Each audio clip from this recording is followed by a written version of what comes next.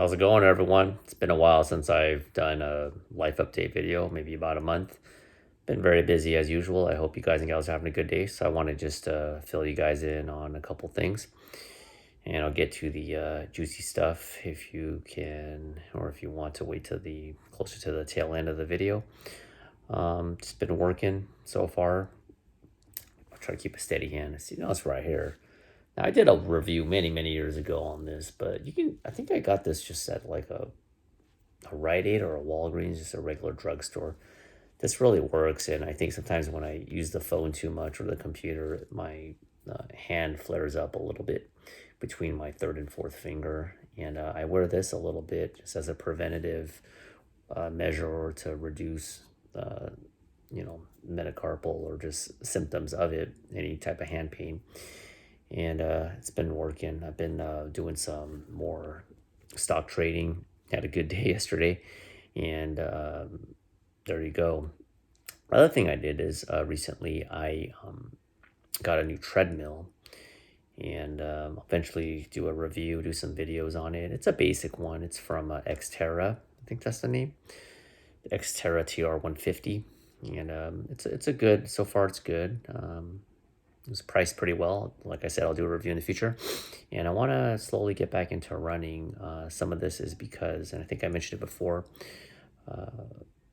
based on my last physical, the doctor kind of told me maybe I should do a little bit more, more cardiovascular exercise. And I have an elliptical, but I like to really get the heart rate up, and nothing beats running in my opinion outside of swimming. But I can't have access to a swimming pool all the time. It's much harder. It's easier to just get a pair of running shoes and then just go out for a run or on the treadmill. I like the treadmill because it can, although it can be boring at times, you can at least track the pace, and you can set the incline or whatever. And speaking of shoes, I went to a store about 5 to 10 minutes away from my house. It's got great reviews. It's been around many years, and the people there are very passionate. And I don't know if the guy is the owner, but they've advanced. They've definitely advanced in their technology. Upon going into this running store, it's not your average store. It's directly just for runners. And when you go in, they take a gait analysis of your foot. There's this computerized program. It's from a company called Atrex, Aetrex. And you get, maybe I'll do a separate video on it, but they basically take a scan of your foot, and they can tell you the pressure points, your arch. If one's higher than the other foot, where there's more pressure on the soles of your feet versus different areas, your instep, the length of your foot. Apparently mine's a little bit, I think my left foot is bigger than my right.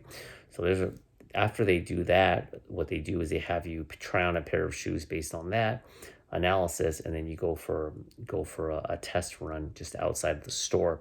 And as you're doing a test run outside the store, the worker there gets a video camera, and he videotapes you, and he zooms in on your feet. And maybe I'll put a clip. I'm not sure if I can find it. And based on that, they do a couple of minor tweaks and find out. So I ended up buying the Nike Air Zoom Pegasus 38, and it retailed at like 119. It was between that and the New Balances, and I'm not a running expert, but the associate there stated that I always thought I overpronate. I mean, I go kind of in, but he says that I'm pretty neutral, so you want to give me a neutral based shoe. And I heard that Brooks is pretty good for flat feet, but he kind of said that you should try the Nike Air Zoom Pegasus 38s. And so far, you got to take it very slow. You don't want to increase the mileage too early. And it's kind of frustrating because I want to just get right into it with my personality. I just want to start running hard, but I've been very gradual with it. And so far, it's been kind of mixed. The weird thing is that I think previous shoes have prevented me from underpronating, or I think that's the right term, going the other way. So I used to get more pain on the inner part of my foot, in particular my left foot, shin splints and other things. But now I'm getting kind of like lateral pain on I don't want to show you my foot, but if this is my foot, the outer part, I've been feeling a little bit there. So I've been kind of tweaking things a little bit. And I also, I have some old custom orthotics that I haven't used in a while because I stopped running many, many years ago. And I inserted those into the Nikes, and I just walked a few minutes. So it's kind of early to determine if this is going to work. It's hard to say. It's kind of frustrating, like I've mentioned in the past, but you got to do what you got to do. So I'll keep you updated on that. And last but not least, if you made this far, the whole religious exemption for the vaccine, still waiting on the response, but based on sources, pretty reliable sources, which I'm not going to name, but I am told that regardless if the exemption is accepted or not, that I will not be able to work regardless, which is kind of a contradiction. What's the point of having an exemption if they grant it and you still can't work? They basically said that because you're forward facing in your patient to patient interaction, it doesn't matter if you get an accommodation and they approve it, that it doesn't matter, you're going to get, terminated. So it's not official yet, but I knew that it was going to be predetermined one way or another.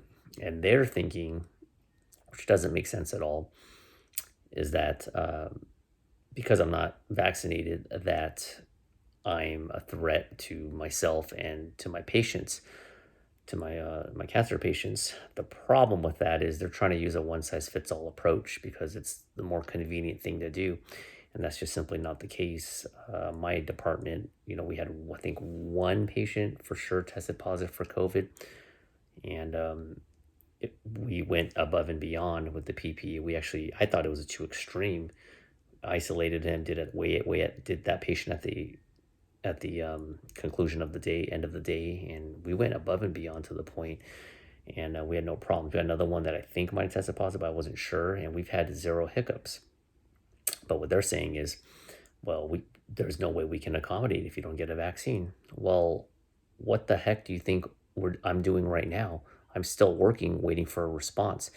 If I'm a huge threat and my other coworkers are a huge threat, how come I'm still working? Why am I not put on leave? Um, we've had 0 hiccups. You would know no difference.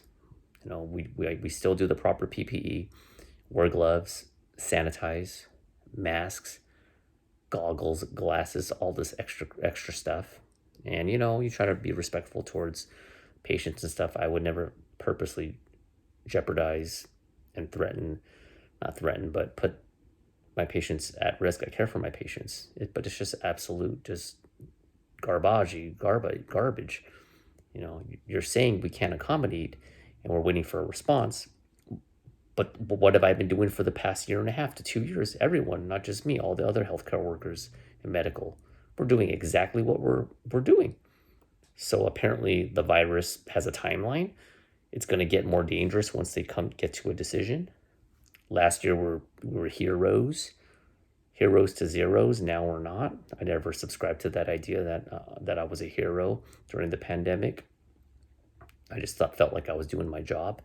But during that past 1.5 years, oh yeah, you guys are heroes. Thank you so much. Thank you so much. Thanks for taking care of keeping the hospital running and generating our revenue. But okay, now the vaccine's here. Oh, you don't take it? Get out of here, you're fired. And it's not just happening in healthcare, it's happening all over the place, right? You heard about Southwest, a lot of strikes going on. It was a mess. I heard people waiting like 5 hours plus to get their luggage. And this is not even international. This is just local. This is just within the United States. There's a lot more unhappy people. Our country is, in the United States of America, it's going to crap. Didn't take much long. It was like 9 months. The administration always wants to blame it on COVID. It's like, come on, you're shutting down the economy.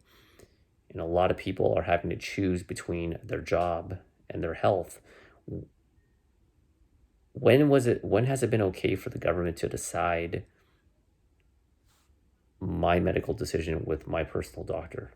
You tell me. I forgot the exact number, but didn't you heard about that article where was it like 200 to 250 members of Congress found out that they were taking ivermectin, for preventative or early stage COVID. They're getting ivermectin, but are they taking the shot?